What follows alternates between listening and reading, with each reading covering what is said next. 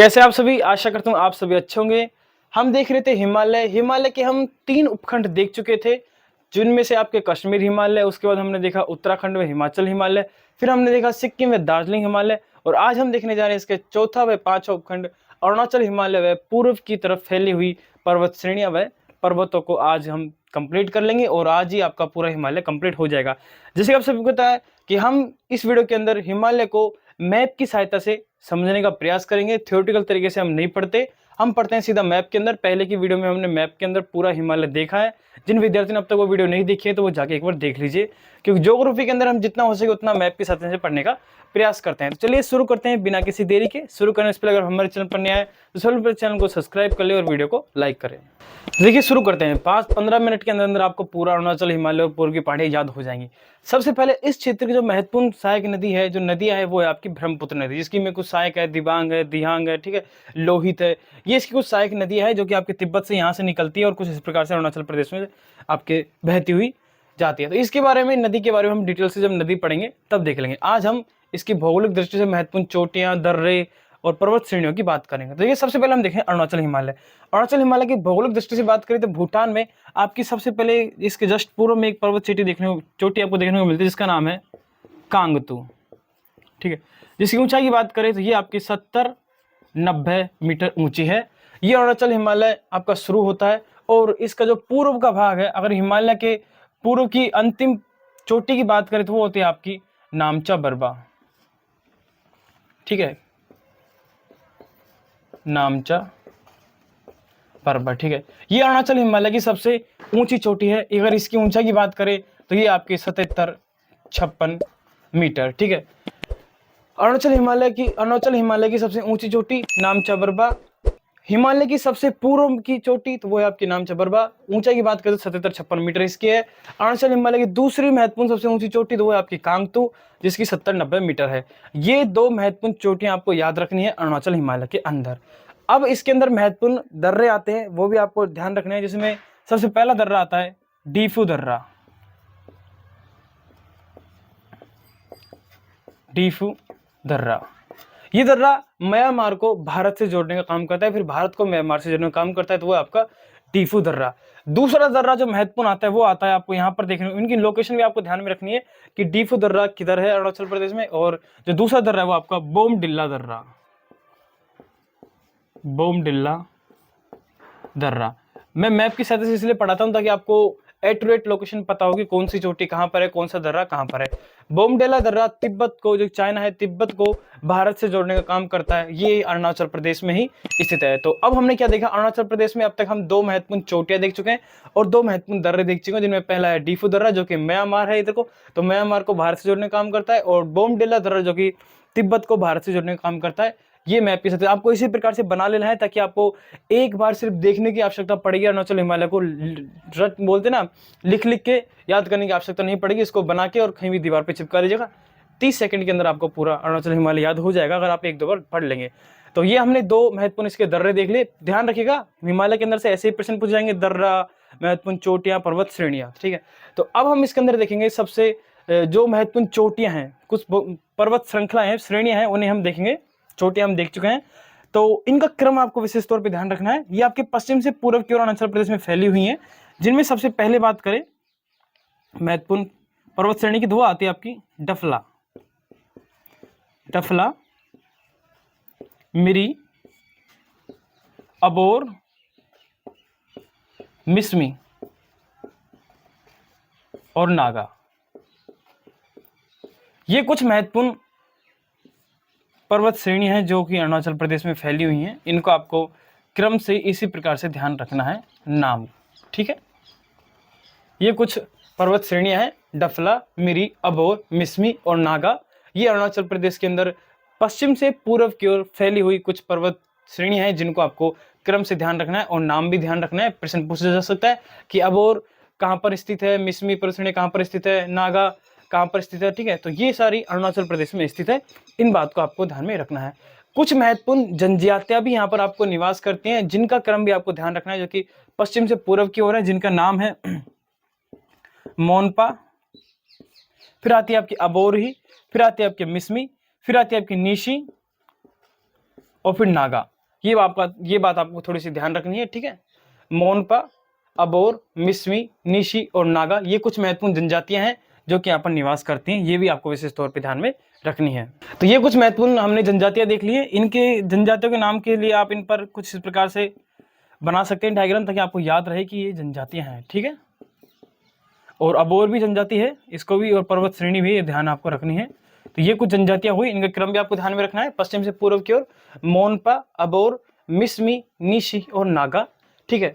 ये कुछ महत्वपूर्ण जनजातियां हो जाती है। इन जनजातियों की महत्वपूर्ण बात यह है कि ये स्थानांतरण कृषि करती हैं, जिन्हें आप झूमिंग स्लेशन वर्ण कृषि भी कहते हैं, ठीक है। ये बात आपको ध्यान में रखनी है, स्थानांतरण कृषि करती हैं आपकी ये जनजातियां।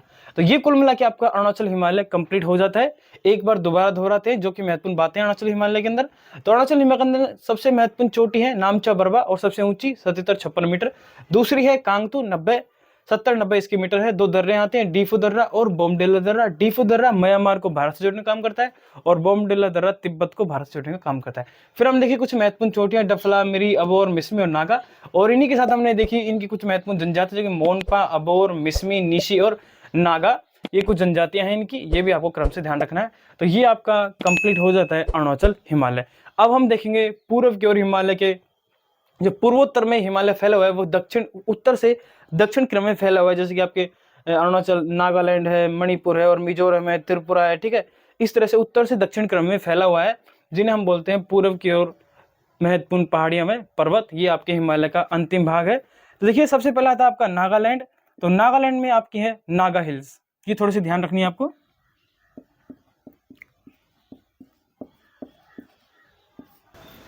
तो ये कुछ महत्वपूर्ण, अगर इसे डायरेक्ट भी आप नाम ध्यान रखना चाहें तो रख सकते हैं कि नागालैंड के अंदर नागा हिल्स है। सिंपल सा याद हो जाएगा, लिखना चाहें तो लिख लीजिए नागा हिल्स, ठीक है। अब कुछ महत्वपूर्ण एक आती है आपकी, वो है पटकई बुम। उसका आपको थोड़ा सा ध्यान रखना है। ये आपके नागालैंड और आपके मणिपुर और म्यांमार तक फैली हुई हैं। कुछ इस प्रकार से ध्यान रखना है आपको।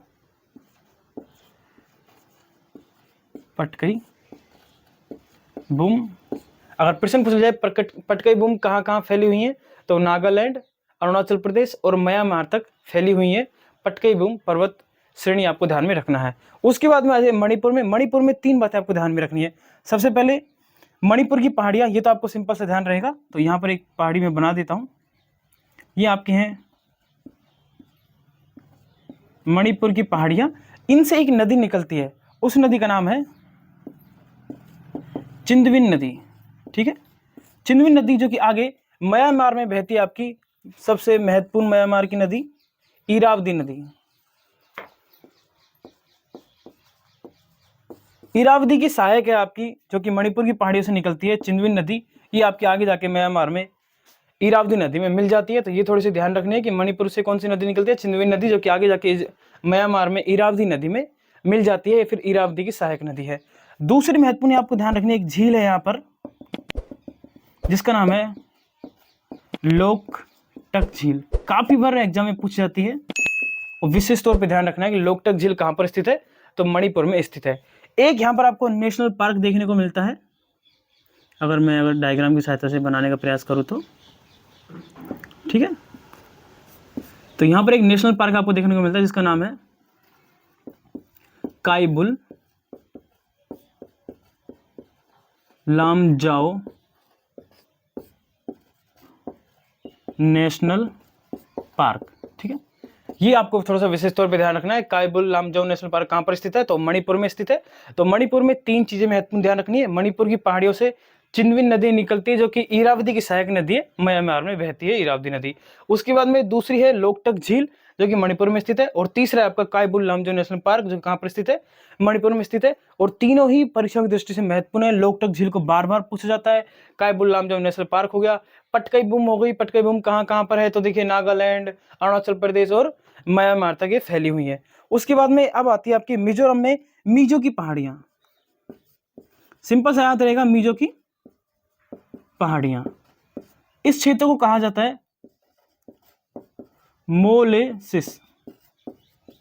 ये थोड़ा सा ध्यान रखना है, इस क्षेत्र को मोलेसिस बेसिन कहा जाता है।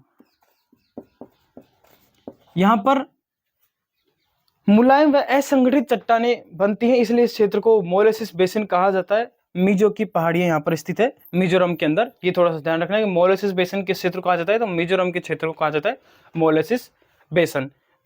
ठीक है, उसके बाद में देखिए अब आता है त्रिपुरा। त्रिपुरा में त्रिपुरा की पहाड़ियां हैं, सिंपल सा ध्यान रह जाएगा, यहाँ पर कोई इंपॉर्टेंट बात नहीं है। अब आते हैं आपकी असम में। असम में एक महत्वपूर्ण चोटी है, वो थोड़ा सा ध्यान रख लीजिएगा, वो यहाँ पर बना देता हूँ, वो आपकी मिकिर की पहाड़ियां। मिकिर की पहाड़ियां, ये थोड़ा सा ध्यान रखना। मिकिर की पहाड़ियां कहाँ पर है, स्थित है असम में है। अब देखिए मेघालय में 3 महत्वपूर्ण पहाड़ियां हैं, पर्वत चोट श्रेणियां हैं, जो कि आपको क्रम से ध्यान रखनी है। थोड़ा मैं ऊपर इनको बना देता हूं। पहली है गारो, दूसरी है खासी और तीसरी है जयंती। ठीक है, गारो, खासी, जयंतिया, ये 3 यहाँ पर महत्वपूर्ण पर्वत श्रेणी आपको देखने को मिलती है मेघालय के अंदर, ध्यान रखना है ये बात। तो अब तक हम देख चुके हैं अरुणाचल हिमालय के अंदर महत्वपूर्ण दर्रे, महत्वपूर्ण चोटियां, महत्वपूर्ण पर्वत श्रेणियां। उसके बाद हमने नागालैंड के अंदर देखा नागा हिल्स और पटकाई भूमि को, जो कि नागालैंड और आपके अरुणाचल प्रदेश और म्यांमार में फैली हुई है। उसके बाद में मणिपुर में 3 बातें महत्वपूर्ण है। सबसे पहले मणिपुर की पहाड़ियों से निकलती है आपकी चिंदविन नदी, जो कि इरावदी की सहायक नदी है। उसके बाद में हमने देखी लोकटक झील, जो कि मणिपुर में स्थित है। फिर हमने देखा कायबुल लामजो नेशनल पार्क, जो कि मणिपुर में स्थित है। फिर हमने देखा मिजोरम में, जो कि मिजो की पहाड़ियां है। इस क्षेत्र को मोलेसिस बेसिन कहा जाता है, क्योंकि इस क्षेत्र के अंदर मुलायम असंगठित चट्टानें पाई जाती हैं। उसके बाद हम त्रिपुरा में त्रिपुरा हिल्स या फिर त्रिपुरा की जो पहाड़ियां हैं वो हैं। उसके बाद में मैंने देखा मिकिर की पहाड़ियां, जो कि असम में स्थित है। ये थोड़ा सा ध्यान रखिएगा कि मिकिर की पहाड़ियां कहाँ पर स्थित है, असम में स्थित है। और मेघालय में आपकी 3 महत्वपूर्ण है, गारो, खासी, जयंतिया, इन्हें भी थोड़ा सा ध्यान रखिएगा, गारो, खासी, जयंतिया। एक विशेष तौर पे आपको ध्यान में रखने की बात यह है कि मिकिर की पहाड़ियां हैं और गारो, खासी, जयंतिया, ये संरचनात्मक दृष्टि से प्रायद्वीपीय पठार का हिस्सा है। हमारे भारत का जो प्रायद्वीपीय पठार है उसका हिस्सा है गारो, खासी, जयंतिया और मिकिर की पहाड़ियां, जो कि असम और मेघालय में फैली हुई है। अगर प्रश्न आ जाए कि संरचनात्मक दृष्टि से कौन सी जो पर्वत श्रेणियां हैं वो प्रायद्वीपीय भारत का हिस्सा है, तो उनमें है आपकी गारो, खासी, जयंतिया और मिकिर की पहाड़ियां। इस प्रश्न को गलत मत करके आइए, काफी बार एग्जाम में पूछा जाता है। तो ये बात थोड़ी सी विशेष तौर पे आपको नोट कर लेनी है कि संरचनात्मक दृष्टि से आपकी गारो, खासी और जयंतिया तथा मिकिर की पहाड़ियां, मिकिर की पहाड़ियां प्रायद्वीपीय पठार का हिस्सा है। ये थोड़ा सा आपको ध्यान में रखना है, प्रायद्वीपीय जो पठार है भारत का उसका हिस्सा है आपकी गारो, खासी, जयंतिया और मिकिर की पहाड़ियां। ये हिमालय के अंदर नहीं आएंगी। अगर पूछ ली जाए संरचनात्मक दृष्टि से तो ये बात आपको विशेष तौर पे ध्यान रखनी है। एक महत्वपूर्ण चोटी है जो कि आपके मणिपुर और असम और नागालैंड, ये 3 में फैली हुई है, बराइल की पहाड़ी इन्हें कहते हैं, बराइल की पहाड़ियां। ये एक थोड़ी सी आपको ध्यान में रखनी है, बराइल की पहाड़ियां जो कि मणिपुर, असम और नागालैंड इन तीनों में फैली हुई हैं। कुछ इस प्रकार से सी टाइप में आपको देखने को मिलती है चंद्राकृति में। बराइल की पहाड़ियां जो कि मणिपुर और असम और नागालैंड में देखने को मिलती है। तो ये कुल मिला के आपका पूरा अरुणाचल, हिमालय और पूर्व की पहाड़ियां में पर्वत चोटियां हो जाती हैं। एक बार फटाफट रिवीजन करते हैं फिर आपकी कंप्लीट हो जाती है। सबसे पहले मैं बात करते हैं अरुणाचल प्रदेश में। अरुणाचल प्रदेश में आपकी जो महत्वपूर्ण है वो है कांगतू और दूसरी नाम चबरवा, सबसे ऊंची चोटी है, सब वेरी हाईएस्ट लिख लीजिएगा, वेरी हाईएस्ट। उसके बाद में हमने देखिए इसके अंदर महत्वपूर्ण दर्रे, डीफू दर्रा जो कि म्यांमार को भारत से जोड़ने का काम करता है। फिर आता है बोमडिला जो कि भारत को तिब्बत से जोड़ने का काम करता है, ये आपका तिब्बत है ऊपर लिख लीजिएगा। उसके बाद में महत्वपूर्ण हमने पर्वत श्रेणियां देखी, यहाँ पर डफला, मिरी, अबोर, मिसमी। और महत्वपूर्ण जनजाति देखिए तो मोनपा है, आपकी अबोर है, मिसमी है, नीशी और नागा है, ये कुछ महत्वपूर्ण जनजातियां हो गई। उसके बाद में हम देखते हैं नागालैंड के अंदर तो नागा हिल्स है। नागा हिल्स के बाद हम देखते हैं पटकाई भूमि जो कि आपके नागालैंड है, असम, अरुणाचल प्रदेश है और म्यांमार तक फैली हुई है। उसके बाद हमने मणिपुर में 3 महत्वपूर्ण बातें हैं। मणिपुर हिल से निकलती है आपकी चिंदविन नदी जो कि म्यांमार में इरावदी की सहायक नदी है। उसके बाद में हमने देखा लोकटक झील जो कि आपके मणिपुर में स्थित है। कायबुल लामजो नेशनल पार्क ये भी मणिपुर में स्थित है। फिर आती है आपकी बराइल की पहाड़ी जो कि मणिपुर, असम और नागालैंड के अंदर है।